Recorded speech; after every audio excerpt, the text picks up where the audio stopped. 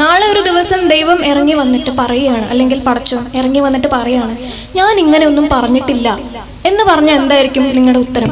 അതായത് code of conduct മനുഷ്യൻ ഇങ്ങനെ ആയിരിക്കണം, അല്ലെങ്കിൽ സ്ത്രീകളോട് ഇങ്ങനെ ചെയ്യണം എന്ന് പറഞ്ഞിട്ടുണ്ട്.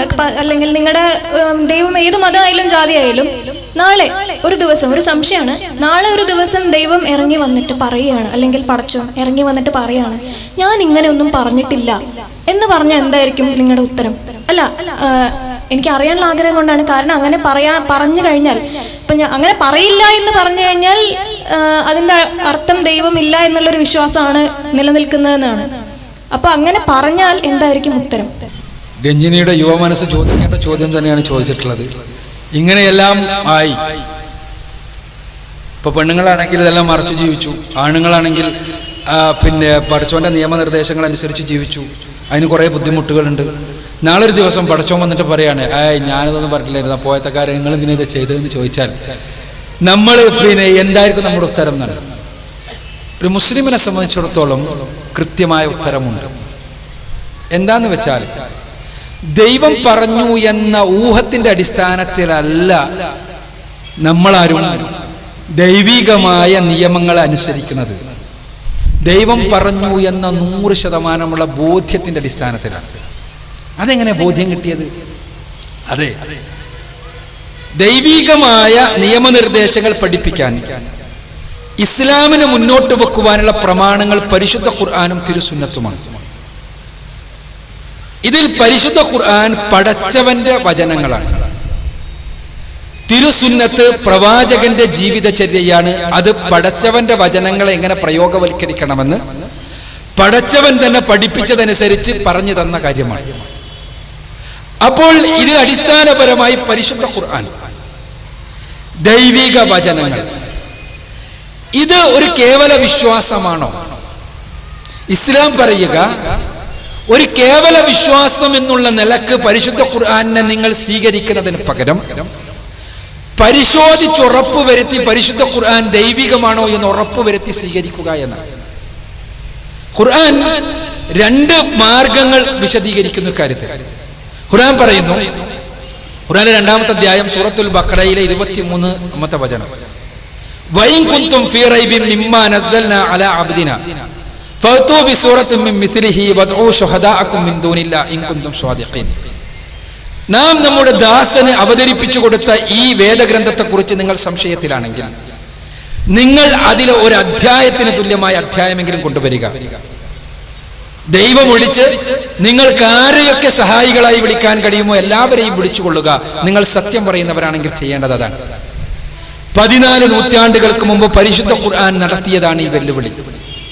ഖുർആനിൽ ഏറ്റവും ചെറിയൊരു അധ്യായത്തിന് തുല്യമായ ഒരു അധ്യായമെങ്കിലും കൊണ്ടുവരാൻ.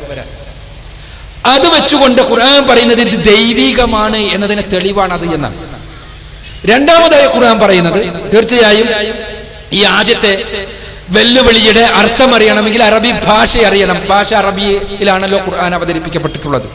അത് അറിയാത്തത് കൊണ്ട് തന്നെ അതിനെക്കുറിച്ച് വിശദീകരിക്കുന്നത് കൊണ്ട് രഞ്ജിനിക്ക് പ്രത്യേകിച്ച് കാര്യമൊന്നുമില്ല. അതുകൊണ്ട് തന്നെ രണ്ടാമത്തെ ഖുർആന്റെ വെല്ലുവിളിയെ നമ്മൾ മനസ്സിലാക്കുക.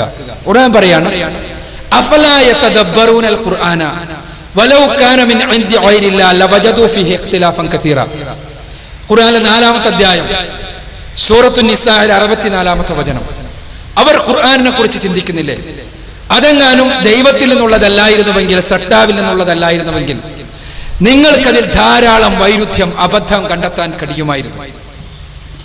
ഖുർആൻ 14 നൂറ്റാണ്ടുകൾക്ക് മുമ്പ് നിരക്ഷരനായ ഒരു മനുഷ്യന്റെ നാവിലൂടെ ലോകം ശ്രവിച്ച ഗ്രന്ഥമാണ്.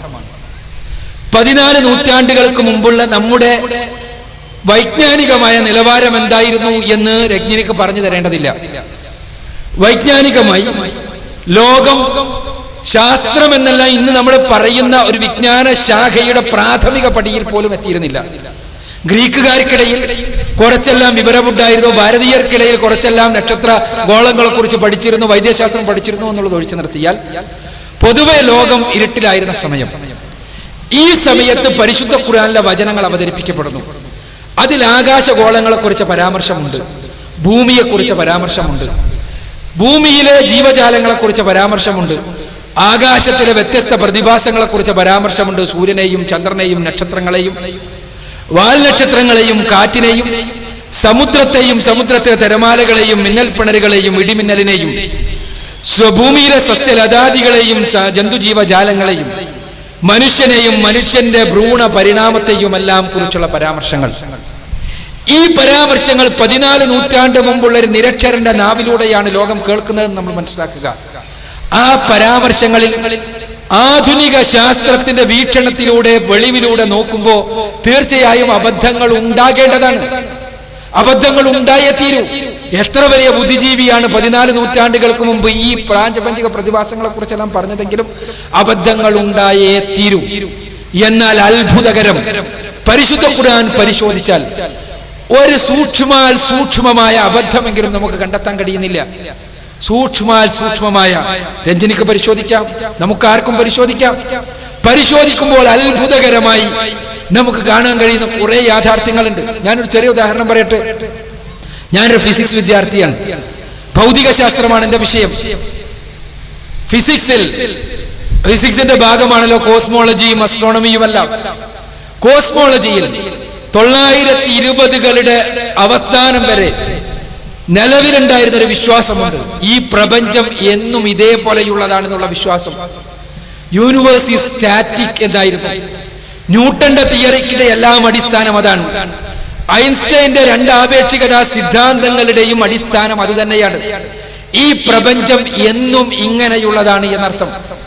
1929 എഡ്വിൻ പി ഹബിൾ എന്ന കോസ്മോളജിസ്റ്റ്, അദ്ദേഹം നക്ഷത്രങ്ങളെ കുറിച്ച് നിരീക്ഷണം നടത്തിക്കൊണ്ടിരുന്നപ്പോ അത്ഭുതകരമായൊരു പ്രതിഭാസം അദ്ദേഹത്തിന്റെ ശ്രദ്ധയിൽപ്പെട്ടു. റെഡ് ഷിഫ്റ്റ് എന്നാണ് അതിന് പറയാ. നക്ഷത്രങ്ങളെല്ലാം നമ്മിൽ നിന്ന് അകന്നു പോകുന്നു എന്നുള്ള വസ്തുത അദ്ദേഹം മനസ്സിലാക്കി. ഗാലക്സികളെ നമ്പർ ചെയ്യാൻ വേണ്ടി അദ്ദേഹം ശ്രമിക്കായിരുന്നു. അങ്ങനെ അതിന്റെ അടിസ്ഥാനത്തിൽ അദ്ദേഹം ഒരു സിദ്ധാന്തം പുറത്തുവിട്ടു. അതിങ്ങനെയാണ്: ഈ പ്രപഞ്ചം അനുനിമിഷം വികസിച്ചു കൊണ്ടിരിക്കുന്നു. പ്രപഞ്ചം സ്റ്റാറ്റിക് അല്ല, പ്രപഞ്ചം മാറിക്കൊണ്ടേയിരിക്കുകയാണ്. ഓരോ നിമിഷവും പ്രപഞ്ചം വികസിച്ചു കൊണ്ടിരിക്കുന്നു. ഒരു ബലൂണിലെ പുള്ളിക്കുത്തുകൾ പരസ്പരം അകലുന്നത് പോലെ, ബലൂൺ വീർപ്പിക്കുമ്പോൾ ബലൂൺ വികസിപ്പിക്കുമ്പോൾ പരസ്പരം അകലുന്നത് പോലെ നക്ഷത്രക്കൂട്ടങ്ങളാകുന്ന ഗാലക്സികൾ പരസ്പരം അകന്നുകൊണ്ടിരിക്കുന്നു. അതിനർത്ഥം പ്രപഞ്ചം മൊത്തത്തിൽ വികസിച്ചു കൊണ്ടിരിക്കുന്നു. ഇതിന്റെ അടിസ്ഥാനത്തിലാണ് ആധുനിക പ്രപഞ്ച മാതൃക നിർമ്മിക്കപ്പെട്ടിട്ടുള്ളത്. ആദ്യം ഐൻസ്റ്റൈൻ അടക്കം ഇത് അംഗീകരിച്ചില്ല. ഒരിക്കലും അങ്ങനെ സംഭവിക്കില്ല എന്ന് പറഞ്ഞു. പക്ഷേ ഈ എഡ്വിൻ പി ഹബിളിന്റെ നിരീക്ഷണത്തിന് നിദാനമായി അദ്ദേഹം തന്നെ പറഞ്ഞ 3 കെൽവിൻ റേഡിയേഷൻ കണ്ടെത്തിയതോടുകൂടി ലോകം മൊത്തത്തിൽ അത് അംഗീകരിച്ചു. കോസ്മോളജി ഇന്ന് അംഗീകരിച്ചു. ഇന്ന് കോസ്മോളജിയുടെ രംഗത്ത്, അസ്ട്രോണമിയുടെ രംഗത്ത് നടക്കുന്ന പരീക്ഷണങ്ങളെല്ലാം പ്രപഞ്ച വികാസ തത്വത്തിന്റെ അടിസ്ഥാനത്തിലുള്ളതാണ്. അതിന്റെ അടിസ്ഥാനത്തിലാണ് ബിഗ് ബാങ് തിയറി എന്ന തിയറി ഉണ്ടായത്. പ്രപഞ്ചം മൊത്തത്തിൽ കാലത്തിലൂടെ പിന്നോട്ട് പോയാൽ 1400 കോടി കൊല്ലങ്ങൾക്ക് മുമ്പ് പ്രപഞ്ചം മൊത്തത്തിൽ ഒരു കോസ്മോളജിക്കൽ എഗ്ഗായിരുന്നു. അത് പിന്നീട് പൊട്ടിത്തെറിച്ചിട്ട് ആണ് ഈ പ്രപഞ്ചമെല്ലാം ഉണ്ടായത് എന്നുമുള്ള സിദ്ധാന്തം. ഈ സിദ്ധാന്തത്തിന്റെ അടിസ്ഥാനത്തിലാണ് ഇന്ന് പ്രപഞ്ചത്തെ വിശദീകരിക്കുന്നത്. ഖുർആനിൽ പ്രപഞ്ചത്തെ കുറിച്ച് നിരവധി പരാമർശങ്ങളുണ്ട്. ഒരു സ്ഥലത്തെങ്കിലും ഖുർആൻ പ്രപഞ്ചം മാറ്റമില്ലാത്തതാണ് എന്ന് പറഞ്ഞിരുന്നെങ്കിൽ ഖുർആൻ അബദ്ധമാണ് നമുക്ക് പറയാമായിരുന്നു. അത് പറയുന്നില്ല എന്ന് മാത്രമല്ല, പരിശുദ്ധ ഖുർആൻ 51-ാമത്തെ അധ്യായം സൂറത്തു ദാരിയാത്തിലെ 47-ാമത്തെ വചനം നോക്കുക നിങ്ങൾ.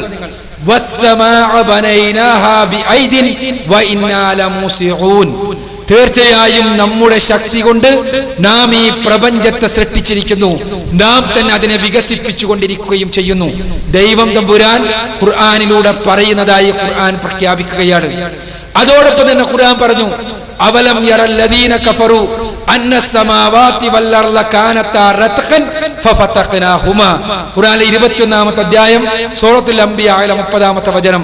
സത്യനിഷേധികൾ അറിയുന്നില്ലേ, ഈ പ്രപഞ്ചം ആകാശ ഭൂമികളിലെല്ലാം ഒന്നിച്ച് ഒരു പിണ്ഡമായിരുന്നു എന്ന്, ഒരുമിച്ചായിരുന്നു എന്ന്, പിന്നീട് നാമാണ് അതിനെ വേർപ്പെടുത്തിയത് എന്നും. ഇത് ഞാൻ പറയുമ്പോൾ നിങ്ങൾക്ക് ഖുർആൻ പരിശോധിക്കാം. ഏത് ഡിക്ഷണറി വെച്ചും ഖുർആൻ പരിശോധനയ്ക്ക് വിധേയമാക്കാം.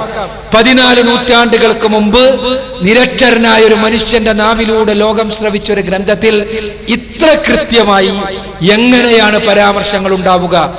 അതിന് ഒരൊറ്റ ഉത്തരമേയുള്ളൂ, ഇത് സൃഷ്ടികർത്താവിൽ നിന്നുള്ളതാണ് എന്ന ഉത്തരം. അതോടൊപ്പം തന്നെ അവതരിപ്പിക്കപ്പെട്ട അതേ വിശുദ്ധിയിൽ ഖുർആൻ നിലനിൽക്കുന്നു. മനുഷ്യരുടെ കൈകടത്തലുകൾ ഒരിക്കലും അതിൽ നടന്നിട്ടില്ല. ചരിത്രപരമായി തെളിയിക്കപ്പെടാൻ സാധിക്കുന്ന കാര്യമാണത്, തെളിയിക്കാൻ കഴിയുന്ന കാര്യമാണത്. അതോടൊപ്പം തന്നെ ഖുർആൻ തന്നെ പറയുന്നു, ഇന്നാ നഹ്നു നസ്സൽന ദിക്റ വ ഇന്നാ ലഹു ലഹാഫിദൂൻ. ഖുർആനിലെ 15-ാമത്തെ അധ്യായം സൂറത്തുൽ ഹിജ്റിലെ 9-ാമത്തെ വചനം. തീർച്ചയായും നാം ആകുന്നു ഈ ഗ്രന്ഥം, ഈ ഉത്ബോധനം അവതരിപ്പിച്ചത്, നാം തന്നെ അതിനെ കാത്തു സൂക്ഷിക്കുകയും ചെയ്യും. അഥവാ മനുഷ്യരുടെ കൈകടത്തലുകൾ നടക്കാതെ നിലനിൽക്കുന്ന ദിവ്യമായ സ്രോതസ്സിൽ നിന്നുണ്ടായ വചനമാണ്, പടച്ചവന്റെ വചനങ്ങളാണ് പരിശുദ്ധ ഖുർആൻ എന്ന് പരിശോധിച്ചുറപ്പ് വരുത്താൻ നമുക്ക് കഴിയും. അങ്ങനെ പരിശോധിച്ചുറപ്പ് വരുത്തിയിട്ടാണ് ഖുർആനിലെ നിയമങ്ങൾ ദൈവികമാണ് എന്ന് നമുക്ക് മനസ്സിലാകുന്നത്. ദൈവികമാണ് എന്ന് മനസ്സിലായിട്ടാണ് നമ്മൾ അത് പിന്തുടരുന്നത്. അതുകൊണ്ട് തന്നെ ദൈവം തമ്പുരാൻ ഒരിക്കലും ഇറങ്ങി വന്ന് ഇത് ഞാൻ പറഞ്ഞതല്ല എന്ന് പറയാൻ യാതൊരു സാധ്യതയുമില്ല. എന്തുകൊണ്ടെന്നാൽ ദൈവം തമ്പുരാൻ അവതരിപ്പിച്ച, പടച്ച തമ്പുരാൻ അവതരിപ്പിച്ചതാണോ എന്ന് പരിശോധിച്ച് 100% ഉറപ്പുവരുത്താൻ കഴിയുന്ന സ്രോതസ്സിന്റെ അടിസ്ഥാനത്തിലുള്ള നിയമങ്ങളാണ് മുസ്ലിങ്ങൾ അനുസരിക്കുന്നത്, അനുധാവനം ചെയ്യുന്നത്. അതുകൊണ്ട് തന്നെ പടച്ചവൻ അത് പറഞ്ഞതാണ്, യാതൊരു സംശയവുമില്ല.